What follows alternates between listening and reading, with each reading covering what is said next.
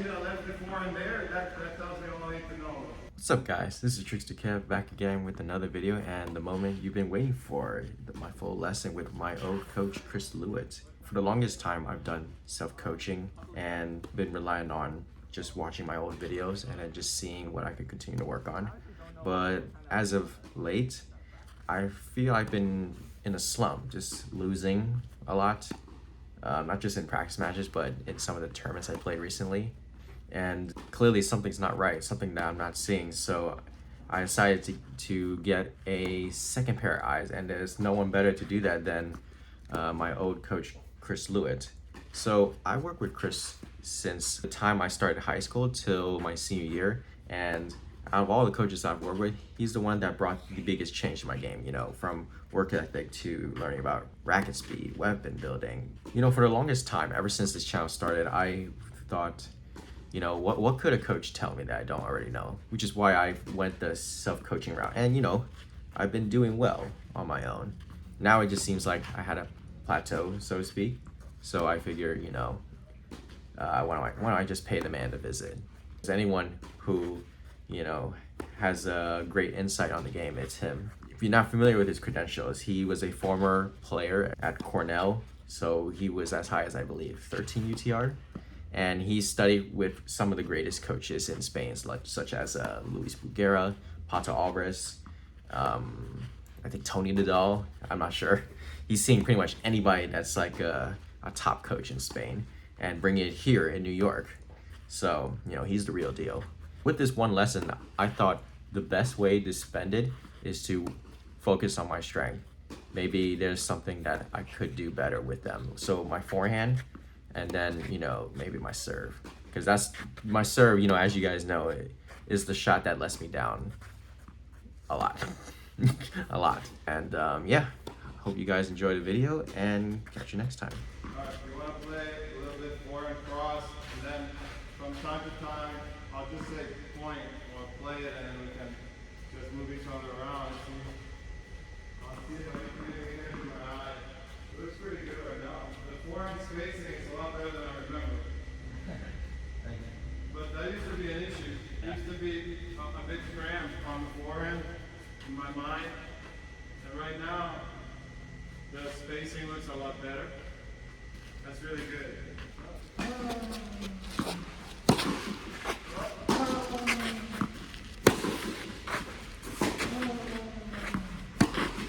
Point.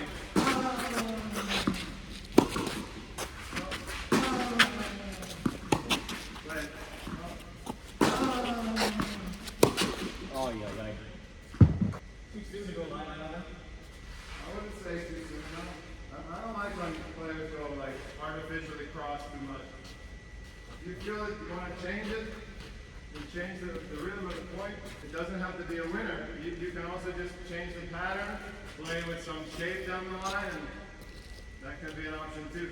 I think with your game though, you need to be careful if you go down the line without doing too good a job, because that will open up the cross-court forehand where I can get into the pattern with your backhand, which you want to avoid as a lefty. So if you do go down the line, I would go down the line fairly strong, but maybe with more spin. And the backhand down the line you should use a lot, because that will open up, that will create more opportunities with your forehand. If you do go down the line, maybe you can try to sneak over there and play the next one inverted.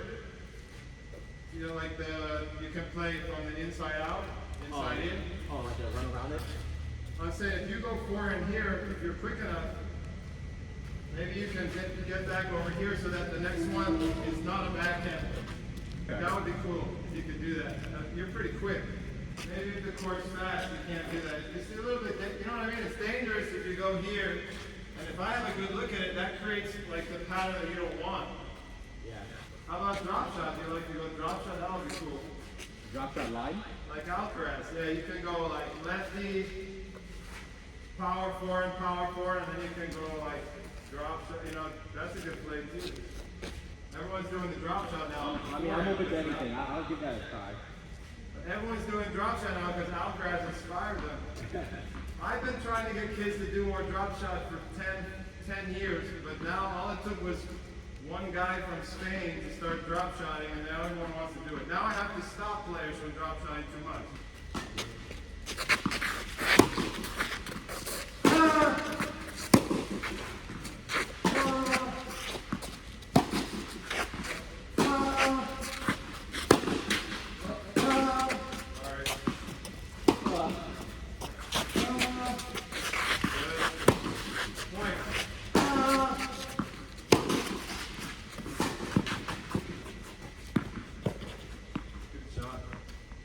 If you can play that angle and come in, that's a great play. Forehand, zone of truth. Sometimes it's called the zone of truth, which is just here.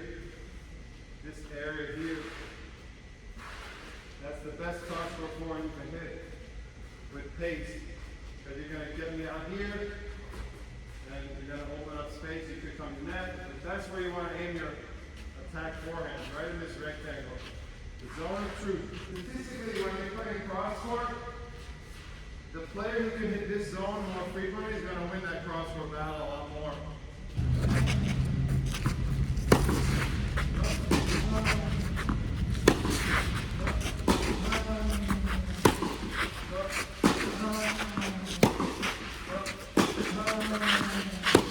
Right up point. Right, there you go. How good is that? Even if I get there, I'm in a lot of, I'm going to have a struggle, you know. I'm going to have to get back. I have the whole court to cover. I probably have to be inside the court to be able to take that target, right? No, I think you can do it from anywhere. Right? You can do it from back here, even if you have a good wrist. You know, you can curve that anytime. You can go even shorter too. If you want to go shorter, hook it shorter also, which is devastating. You have that shot too. I mean, those are the two that I would work on here. So you have the normal rally shot or whatever.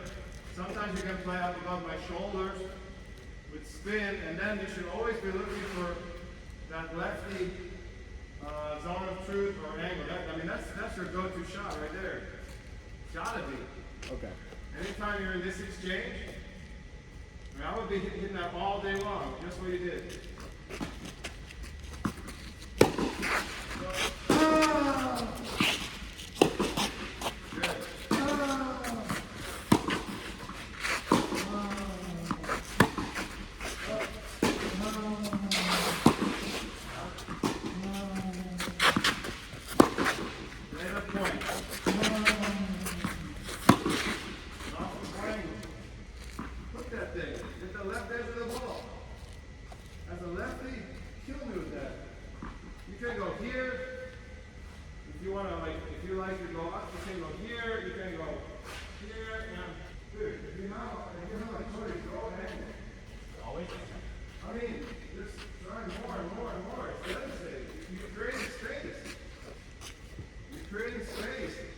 I don't feel so confident because this is like a small target. I know I should get good at it. If I want to elevate my game, in my mind, it's just like a small target. Well, it's smaller than this. I mean, it is. But here, they don't win. The champions don't. I mean, they'll just rally there. I mean, you gotta be brave. You know, fortune favors the brave. Yeah. If you put spin on it, I think it's a high percentage shot. You spin it. But the fact that you're at your age and level that you don't know that you should hit a left before and there, that tells me all I need to know, Kevin. I mean, that's not even a discussion. As a lefty, that's your bread and butter. In the same way that as a lefty, you own the ad court. You own it. You own it with your slides. So it's not every great lefty can do that. It's the same principle as the slide serve. What are you trying to do? You're trying to open space. Trying to get the opponent taking more steps than you. To open space so you can attack. Or finish. You can sneak in. That can be an approach shot. That can be your standard approach shot there. You can approach and volley. You can stay back and just rip ground strokes, whatever you want.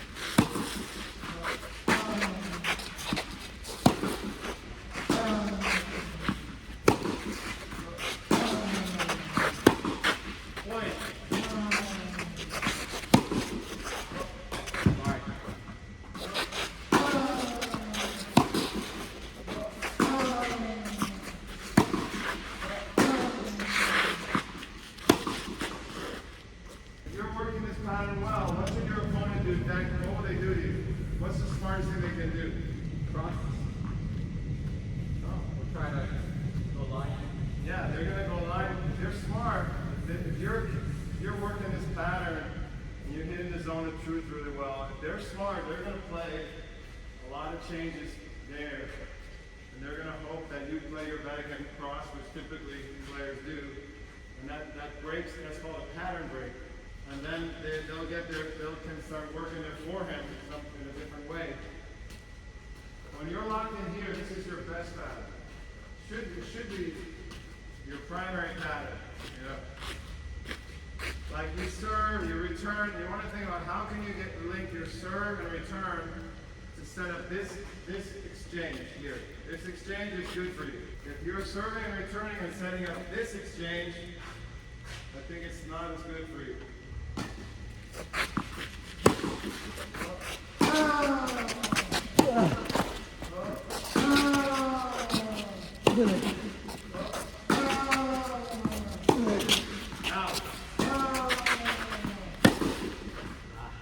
What makes this exchange deadly is you're able to hook the ball here all the time. Sometimes you might hook it here, sometimes you might go a little more powerful here, but essentially you're working your ball off. You're always bisecting this line with your forehand. You know, it's a tremendous play. You might rally a few here, but I wouldn't rally too many here, because if you rally a lot here, you give the other player a chance to invert.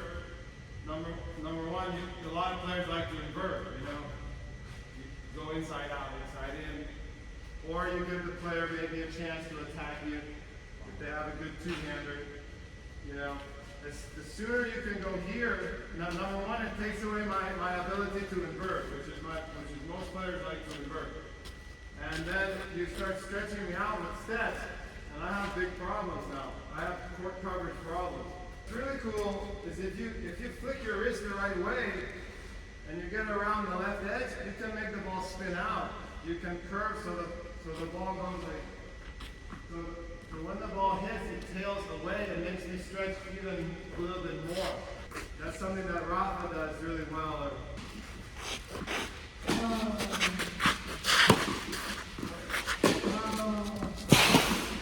Yeah, nice. You can do it from anywhere. It doesn't matter. You don't have to be inside the court. You can be back here. It's almost, if they pull you out, it makes you a little bit more deadly. You can go super sharp.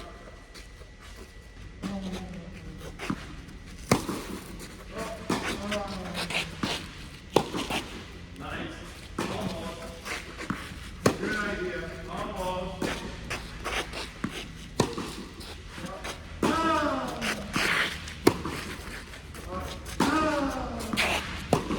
Point.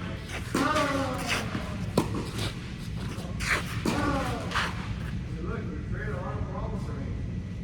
Look. What am I supposed to do?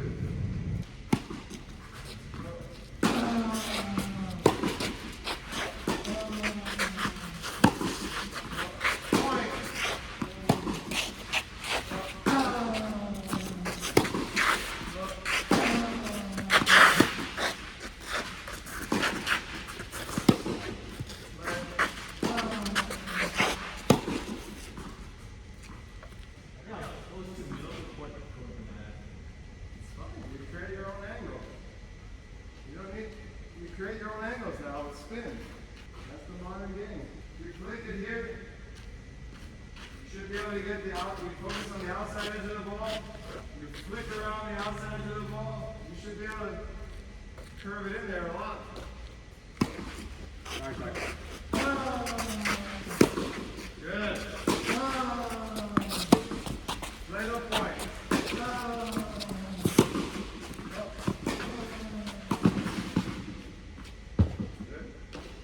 See that approach? That was an angle approach. Nice. Now, in the U.S., a lot of times they tell you to approach always down the line. That's a great approach. You don't hear that very often. Work that sideline and then sneak in.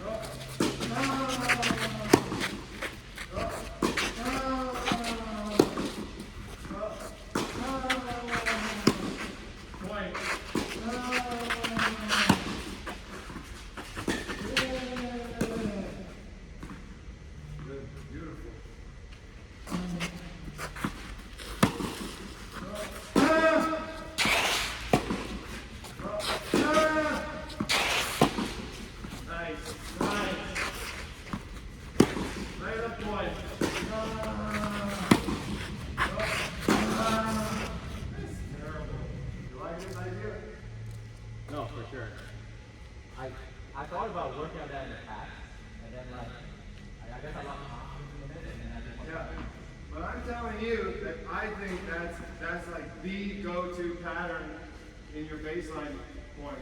It's not like something you try once in a while. It's like maybe the ultimate goal. Like you're always trying to do that. Almost always, you know. There might be some matchups that maybe for some reason maybe you're trying to do something else, but like in general, like that's just a way of life, Devin.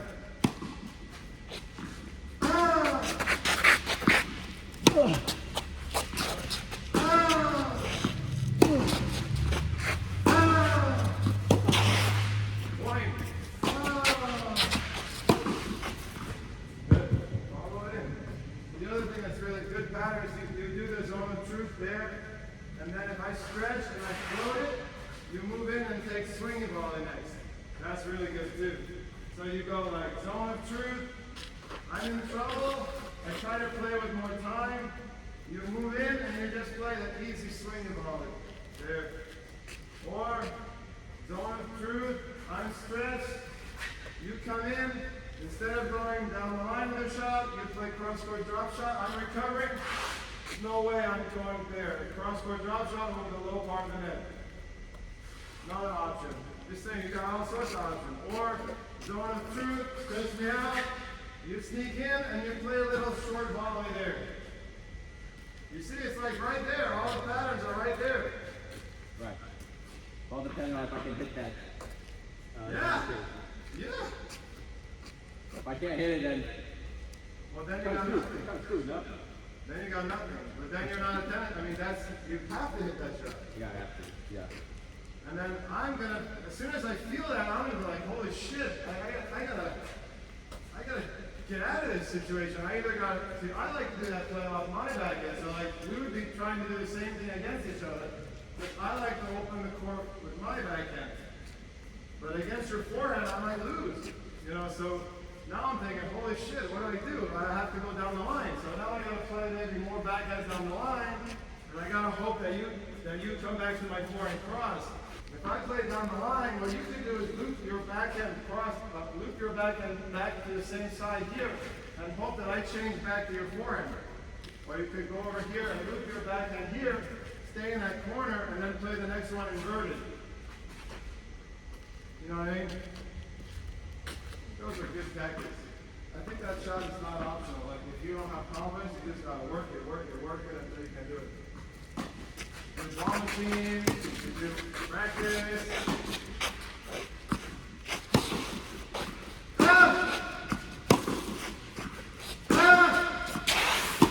Point.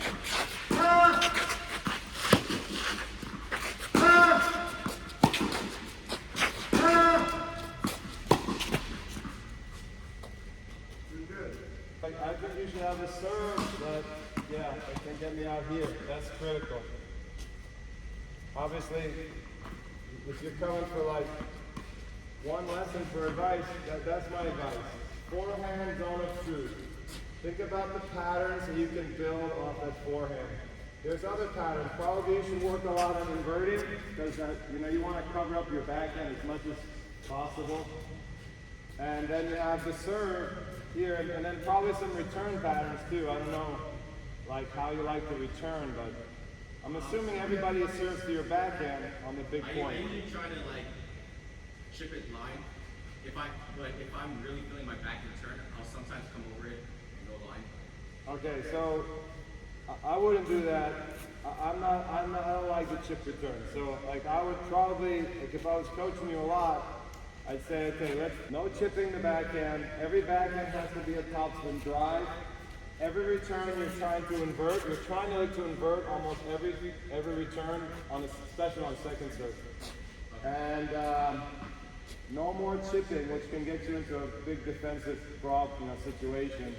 It's such a habit. It's like smoking cigarettes. It's a tough habit to break. Like chipping the return off a serve is to me, one of the cardinal sins of tennis. Like you don't want to do, unless you're really fast like Federer. Some guys can get away with it. They're like laser, they're lightning fast. I wouldn't do it. For most human beings, I wouldn't do it. When I'm playing you, if I see that you chip your one-handed backhand, this is like my greatest gift, the greatest gift you can give me. That means every big moment, I'm going to serve to your backhand, and I'm going to have a ball that I can play. And then you start getting to like, what grip are you waiting in? Are you waiting with the continental? Are you waiting with the forehand? Are you waiting with the backhand? A lot of my players will wait with the backhand so that they don't get caught having to chip.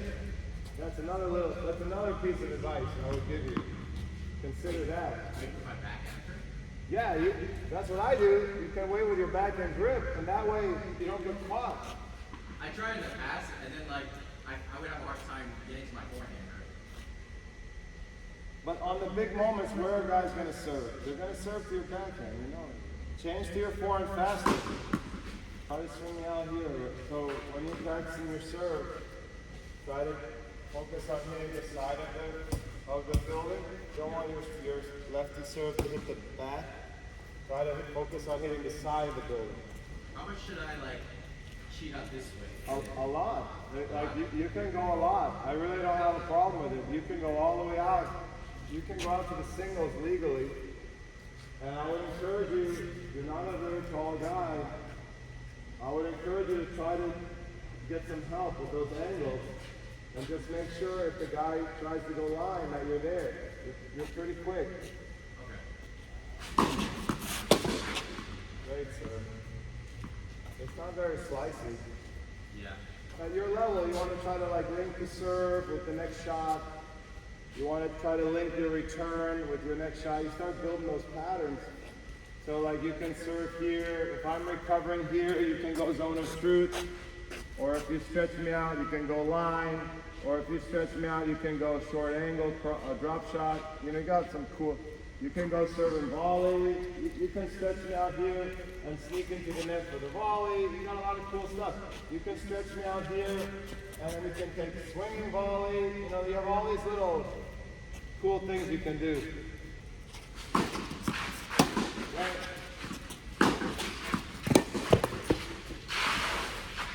Good. So that's like a standard pattern, right?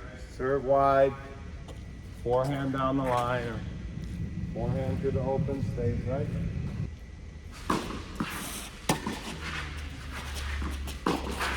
Play it. Good job. Go. When you feel you did it good, like you hit that. Oh, good. Get in here and then maybe swing the volley or a regular volley. Or if you feel that you're going to stretch me, that's your cue to move forward, right? It's a great like a signal. It's like a signal. If you see, oh, 1, 2, if you start to see me take more than a couple, 1, 2, 3, oh, that's a signal right there. Good, come on. How good is that? So I'm going to start, if you show me that, I'm going to start kind of stand over here, and then you're going to need something up the tee to keep me honest, or you can go body. I feel my T-serve is better than my Y-serve, which is not a good thing. But I would go here more. You typically want to serve out wide. Like in Spain, they say abierto. Abierto just means open. So like you're trying to open up spaces. Do that serve more. And when the guy starts leaning over here, that's when you go T. Don't serve a lot. I see a lot of kids that do serve patterns. They go T, like they go middle, and then once in a while they go wide. Like, for me, I prefer that the player does wide, more wide, and then like middle, you know. Regardless if they're lefty or right? Yeah, just in general. Just in general, I prefer overweighting, like percentage-wise, you know, more percentage wide, if we were gonna break it down.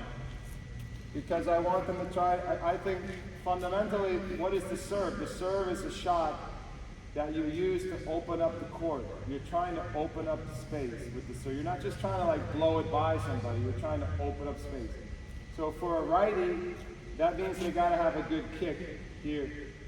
For a lefty, obviously here. And for the righty on that side, it's the slice. For you, if you don't have a lefty kick, it can be your flat serve wide. Although it's true, the lefty's a little bit different because you can slide it into the backhand. Here, your T serve. You see that serve is pretty common. For you, that or maybe jam the backhand. Yeah, but again, just strategically speaking, it's not the greatest serve. I mean, Rafa loves that serve. All lefties like that serve, but because it just court positionally, look what it does. You're helping the opponent achieve good position. I just don't like that. Yeah. You're helping the opponent achieve a good court position. They're in a strong court position versus if you can make them hit a shot from here. I mean, it's a totally different way to start the point. Even if it goes to the right is forehand. That's what I feel. Because That's a factor. That is a factor. As a lefty, yeah. it just means you just gotta be ready for it, right? Ready for it. I mean, it's got to be a good serve. A lot of two-handers return better than forehand. A lot of guys on tour, they return better off their two-handed. Oh. You know? Well, I mean, you're right. You're going into the forehand, but I still stand by the principle. You know, the opening space. You should be thinking about opening space. Yeah, here is ideal. You open space and to the back end. But a lot of two-handers, like not me, because I have a one-hander. I'm like a dinosaur.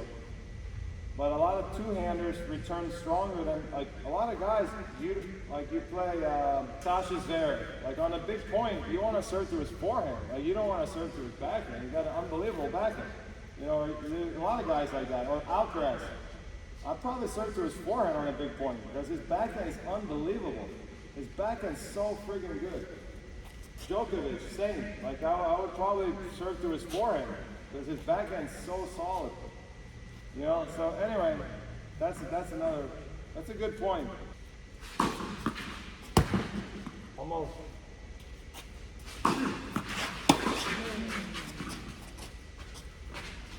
Yeah, that's probably the worst position you can be in there. You hit a great serve. That's why sometimes I don't like serving volleys. You serve in volleys, but now you're taking a ball. Like, think about your contact point on that. Yeah, it's like a half line. It's a shitty contact point. It's low. It's difficult. Can you make that? Of course you can make it. I've made hundreds of those, you know, and I felt real good about myself when I made them. You know, everyone's like, ooh. Splashes, yeah.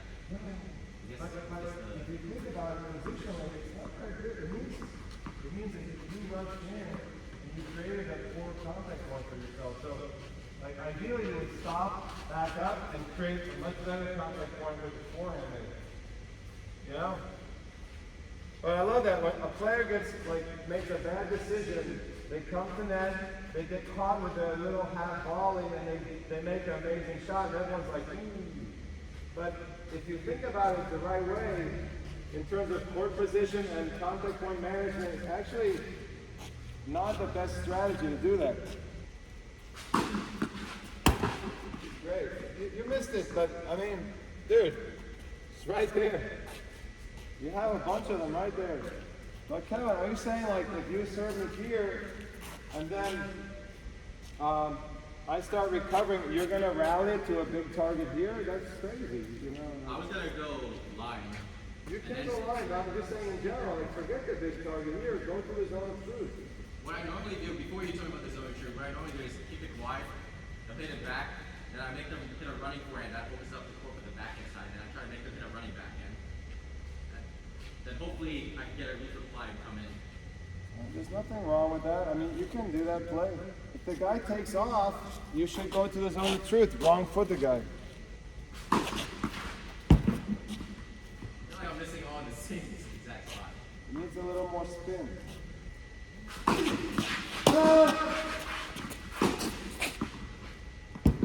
Good try. Yes. How can that not work for you in a match? This should work.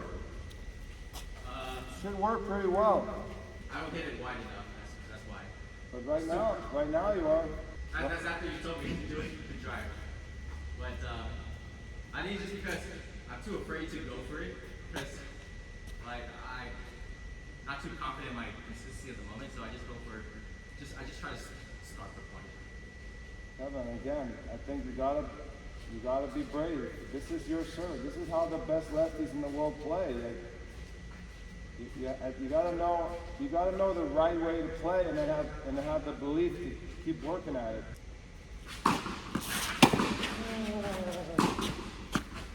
It's a very tough pattern. I play a decent return, but I play to your forehand. Bye bye, night night, bye bye.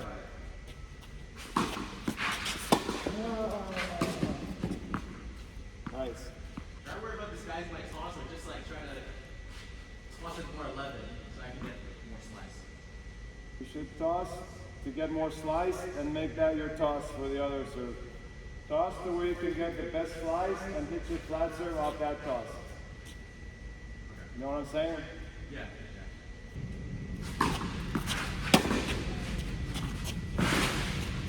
Oh, see, I thought I had you there, but I can't hit the angle of return much better. But you have all the answers here. This is why lefties are unstoppable on the ad. You should win 96% of the points on the ad side. Ah! Ah! Good shot.